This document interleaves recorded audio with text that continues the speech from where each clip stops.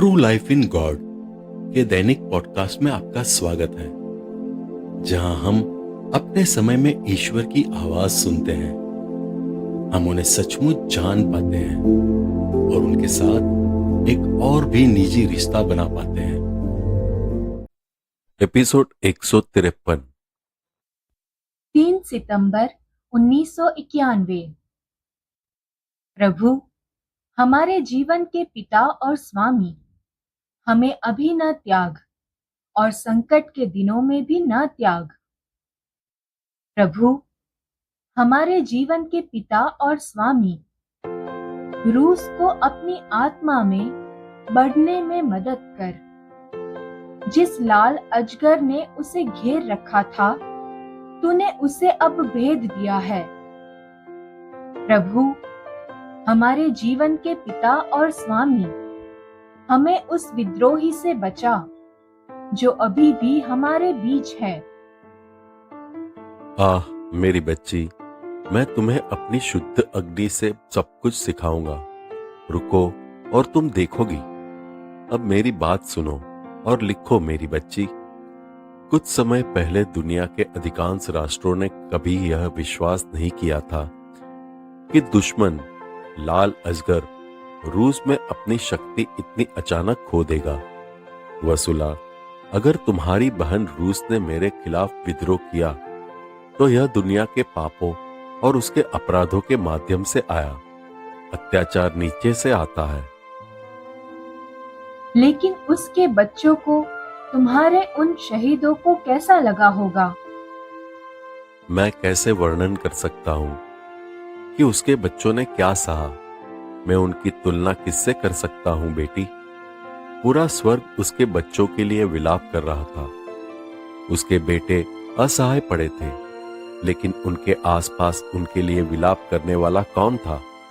क्या उनमें से कोई इतना मजबूत था कि अजगर को भेद सके? तब नहीं, जब उनकी खाल उनकी हड्डियों से सिकुड़ गई थी। उसके बच्चे रोटी के लिए भीख मांगते रहे। दुश्मन द्वारा सताए गए। वे उनके बोझ तले दब गए। अगर वे मेरी बाहों में शरण लेने के लिए गुप्त रूप से चले गए तो उन्हें कड़ी सजा दी जाएगी। उन्हें मेरे लिए अपना उत्साह दिखाने की अनुमति नहीं थी। उनका पीछा करने वाले उनके हर कदम पर नजर रखने वाले सांप से भी तेज थे। और अगर उन्हें जरा भी शक होता कि जीवन की किताब मेरे बच्चों के गद्दे के नीचे छिपी होगी, तो मेरे बच्चे परेशान किए जाते। उनका पता लगाया जाता, फिर उन्हें पकड़ लिया जाता। हे बेटी, इस राष्ट्र को तलवार से खामोश होते देख मेरी आंखें लगातार आंसू बहाती रही। यह राष्ट्र जिसने कभी मेरा सम्मान किया और मेरी खुलेआम स्तुति की, नीलम की तरह चमकता हुआ आनंद का गढ़, संसार के पापों और अपराधों के कारण सूखे के जल विहीन देश में बदल गया। मैं तुमसे कहता हूं बेटी, रूस तुम्हारी बहन ने अभी तक तुम्हें यह नहीं दिखाया है कि वह मेरे नाम पर क्या करेगी। उत्सव का दिन अभी आना बाकी है और काश वह अभी आ गया होता। प्रार्थना करो, इस गौरवशाली दिन के लिए प्रार्थना करो। 9 सितंबर 1991। मेरे यीशु, मैं उपस्थित हूं। मुझसे प्रेम करो वसुला। इससे इस पीढ़ी पर पिता का क्रोध शांत होता है। मैंने तुम्हारे लिए पिता से मेरी छोटी सी प्रार्थना की है कि वह तुम्हें उस कांटे से मुक्त करे जो तुमने मुझसे लिया था। मैंने यीशु को यह कांटा मुझसे लेने के लिए कहा था। 18 जून 1991। इसका मतलब था कि यीशु पर एक कांटा कम हो गया। यीशु जिस कांटे की बात करते हैं, उसका जिक्र 18 जून 1991 के एक संदेश में किया गया है। यह कांटा यीशु को उनके एक प्रियजन ने दिया था, जो इन दिनों सक्रिय रूप से उनके संदेश का उत्पीड़न करता है। शैतान ने उसे भ्रमित कर दिया और अब उसका इस्तेमाल करता है। हे प्रभु, कृपया मुझे पवित्र ग्रंथ से एक अंश देकर इस बात की पुष्टि कर कि मैं तुझसे क्या सुनने आई हूं। मैं बेतरतीब ढंग से पवित्र बाइबल खोलती हूँ और मेरी उंगली लूकस 22.42 पर चली जाती है। इसमें लिखा है, हे पिता, उसने कहा, यदि तू चाहे तो यह प्याला मुझसे हटा ले, फिर भी मेरी नहीं तेरी इच्छा पूरी हो। आशीर्वाद पाले, मैं तेरा मार्गदर्शन करूंगा। 11 सितंबर 1991। हे प्रभु, मैं स्वर्ग की ओर देखती हूँ और स्वर्गीय चीजों की खोज करती हूँ। मैं तेरे पवित्र मुख की खोज करती हूँ ताकि शांति का अनुभव कर सकूं और आनंदित हो सकूं। मैं तेरे पवित्र मुख की खोज करती हूँ ताकि चिंतन कर सकूं। और मैं अपनी ओर से आज की दुनिया को देखता हूँ। एक के बाद एक राष्ट्र खोजता हूँ, एक के बाद एक आत्मा को खोजता हूँ। किसी गर्मजोशी, किसी उदारता और किसी प्रेम की तलाश में, लेकिन बहुत कम लोग ही मेरी कृपा का आनंद लेते हैं। बहुत कम लोग पवित्र जीवन जीने की परवाह करते हैं और दिन भाग रहे हैं और अब महान दंड के आने तक घड़ियां गिनने की जरूरत है। मेरे शहर यानी मेरी आत्माएं वेश्याओं के बन गए हैं। वे निर्दयी राक्षसों का गढ़ बन गए हैं, भीतर से भ्रष्ट, कीड़ों द्वारा खाए गए, सांप और बिच्छू की शरणस्थली। मैं इन धर्म त्यागियों पर अपनी शुद्धि अग्नि कैसे न फूकूं? यीशु ने अचानक स्वर बदल दिया और कुछ सेकंड प्रतीक्षा करने के बाद एक बहुत ही गंभीर स्वर में, जिसने मुझे विस्मय में डाल दिया, कहा, पृथ्वी कांपेगी और हिलेगी और मीनारों में बनी हुई बुराई जैसे बाबेल की मीनार मलबे के ढेर में ढह जाएगी और पाप की धूल में दब जाएगी। ऊपर आकाश हिल जाएगा और पृथ्वी की नींव हिल जाएगी। प्रार्थना करो कि पिता का हाथ सर्दियों में नीचे न आए। द्वीपों, समुद्रों और महाद्वीपों पर मैं अप्रत्याशित रूप से गरज और ज्वाला के साथ आऊंगा। मेरी चेतावनी के अंतिम शब्दों को ध्यान से सुनो। अभी सुनो, क्योंकि अभी भी समय है। हमारे, मेरे और मेरी न मां मरियम के संदेश पढ़ो। और जब स्वर्ग बोले तो तिरस्कार पूर्ण या बहरे होना बंद करो। अपनी आवाज कम करो और तुम हमारी सुनो। निर्णय लेने से पहले 2 बार सोचो। पवित्र आत्मा के कार्यों की निंदा करने से पहले 2 बार से अधिक सोचो। मैं किसी को भी नहीं छोड़ूंगा। जो पवित्र आत्मा का मजाक उड़ाता है, उसकी निंदा करता है, न्याय उन्हें पाताल लोक भेज देगा।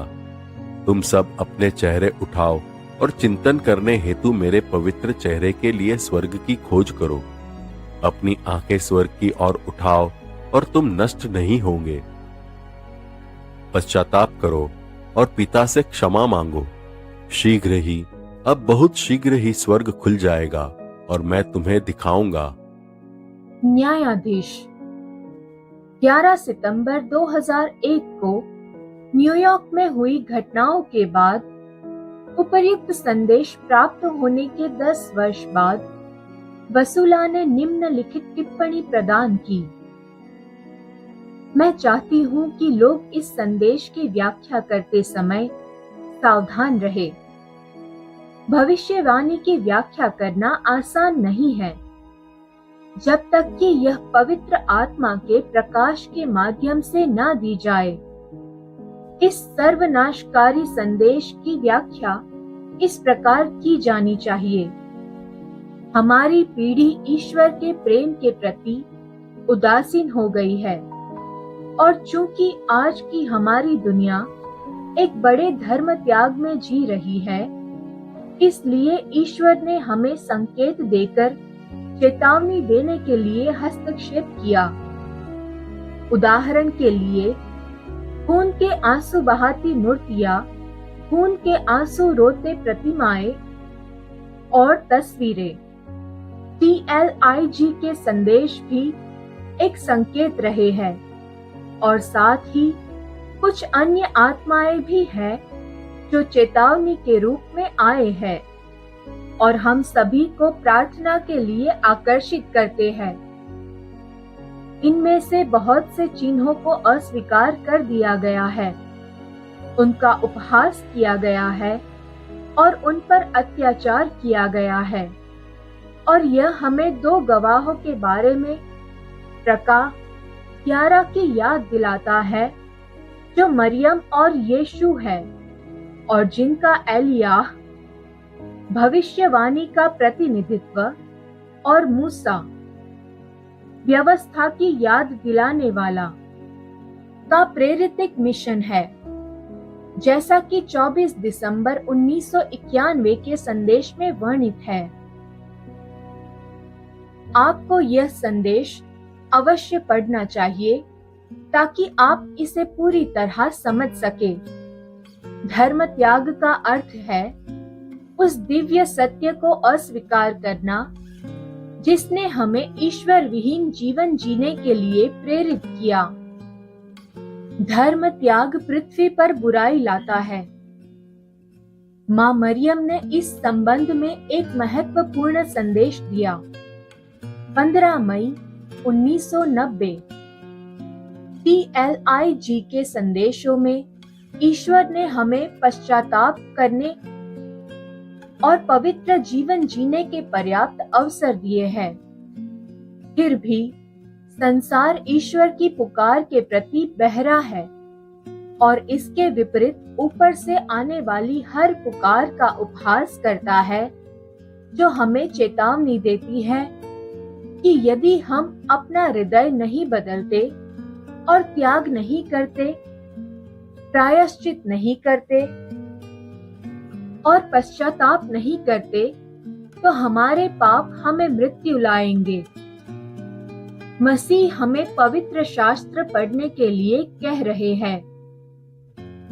2 थेसलोनी 1:1 व 3 यह समझने के लिए कि हम वास्तव में अंतिम समय में जी रहे हैं और पौलुस ने उन्हें 2 संकेतों से पहचानने के लिए कहा है, जो है बड़े धर्म त्याग और विद्रोह की भावना। विद्रोह की यह भावना ईश्वर की नकल करती है और स्वयं को ईश्वर से ऊपर रखती है। आज दुनिया अपनी आत्म साक्षात्कार में विश्वास करती है। ये वो लोग हैं जो ईश्वर से पुकार कहते हैं, हमें तेरी आवश्यकता नहीं है। ईश्वर दंड नहीं देता और ना ही अपने लोगों को कष्ट सहते देखना चाहता है, लेकिन हम स्वयं को नष्ट कर रहे हैं और अपने ऊपर सभी बुराइयां ला रहे हैं। यही कारण है कि केवल 11 सितंबर 1991 को ही नहीं, अनेक संदेशों में यीशु मसीह हमें चेतावनी देते रहे हैं कि शैतान हमें नष्ट करने के लिए एक बड़े प्रलय की तैयारी कर रहा है। जो लोग मर गए, चाहे अच्छे हो या बुरे, वे आज हमारे पापों और उन घोषणाओं के प्रति हमारी उदासीनता के शिकार है, जिनकी चेतावनी ईश्वर हमें बचाने, हमें दुख और मृत्यु से बचाने के लिए दे रहे हैं। हमने अपने पापों से निर्दोष लोगों को पीड़ित किया है और अनावश्यक रूप से भारी कष्ट उत्पन्न किए हैं। हमें उन सभी परिवारों के लिए प्रार्थना करनी चाहिए जिन्होंने अपने प्रियजनों को खो दिया है, कि ईश्वर उन्हें शक्ति और क्षमा की भावना प्रदान करे। 15 सितंबर 1991। मुझ पर भरोसा रखो, मेरी आत्मा से धन्य, मैं तुम्हें अपनी शांति देता हूँ। लिखो, हे यरूशलेम, हे पीढ़ी, अपनी आंखें पूर्व और पश्चिम की ओर फेरो, अपनी आंखें उत्तर और दक्षिण की ओर फेरो और मैं वहां हूं। मैं तुमसे सच कहता हूं कि एक बार फिर से मेरी आत्मा तुम पर उड़ेली जाएगी और मेरी छवि दुनिया भर में फैल जाएगी। मैंने जो योजना बनाई है वह पूरी हो जाएगी। जो मैंने तुमसे कहा है वह पूरा होगा।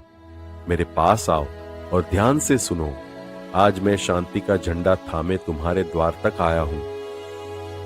मैं तुम्हें जिन पर लिखा है विश्वास योग्य और सच्चा, मैं उन्हें बचाने आ रहा हूं। यरूशलेम, प्रका 19.11, राजाओं का राजा और प्रभुओं का प्रभु। प्रका 19.16, यरूशलेम, क्या मैं तुमसे सुनूंगा? मेरे राजा, तुझे मेरी ही आराधना करनी है, या क्या तुम अब भी उससे अनजान रहोगे जो तुम्हें अपनी शांति प्रदान करता है? अभी क्या तुम इन अंतिम दिनों में प्रतिशोध के दिन से पहले मेरी पवित्र आत्मा को पहचान पाओगे, जो अपनी पूरी महिमा के साथ तुम्हारे साथ निवास करने के लिए ऊपर से उतरा है? हे पीढ़ी, अपने पूरे जीवन काल में तुमने मेरे नियमों का उल्लंघन किया और विद्रोह करते हुए मुंह मोड़ लिया। क्या तुम कभी मुझसे, अपने परमेश्वर से मिलने के लिए तैयार होंगे? मैं जल्द ही तुम्हारे शहर होकर, तुम्हारे बीच से होकर गुजरने वाला हूं, और यह तुम्हारे सोचने से भी जल्दी होगा। ये मेरी आखिरी चेतावनी होगी। मैं तुम्हें गंभीरता से बताता हूं, अपनी गहरी नींद से जागो। तुम अपने विनाश की ओर बढ़ रहे हो। अपने ऊपर पड़ी धूल को झाड़ दो और मृतकों में से जी उठो। समय का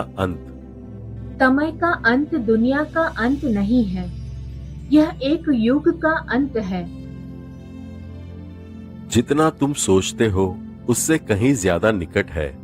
जल्द ही, बहुत जल्द ही मैं अचानक स्वर्ग में अपना पवित्र स्थान खोलूंगा और वहां तुम्हारी आंखें खुली होंगी। तुम एक गुप्त रहस्योद्घाटन की तरह देखोगे।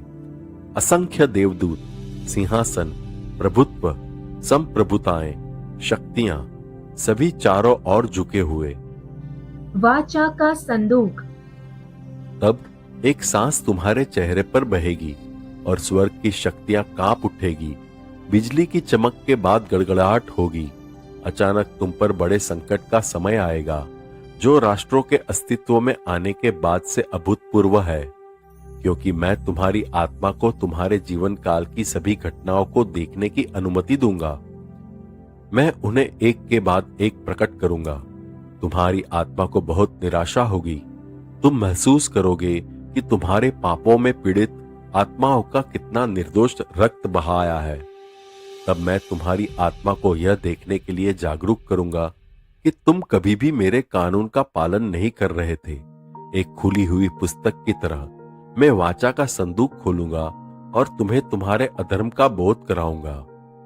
यदि तुम अभी भी जीवित होते और अपने पैरों पर खड़े होते, तो तुमकी आत्मा की आंखों में एक चमकदार प्रकाश को देखती, जैसे अनेक कीमती पत्थरों की चमक, स्फटिक जैसा विशुद्ध हीरो के चिंगारियों की तरह। एक ऐसा शुद्ध और इतना उज्जवल प्रकाश कि यद्यपि असंख्य देवदूत पास में खड़े हो, मौन में तुम उन्हें पूरी तरह से नहीं देख पाएंगे, क्योंकि यह प्रकाश उन्हें चांदी जैसी सुनहरी धूल की तरह ढक रहा होगा।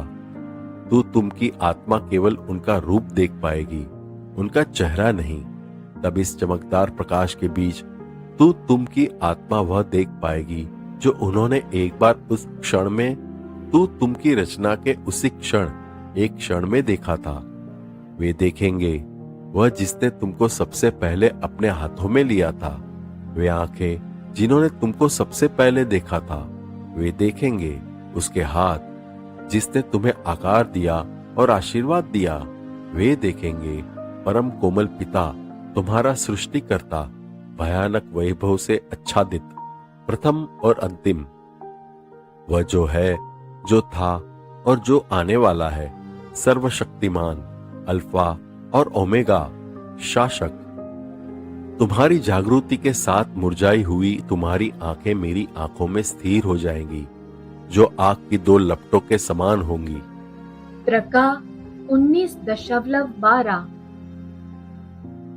तब तुम्हारा हृदय अपने पापों पर विचार करेगा और पश्चाताप से भर जाएगा।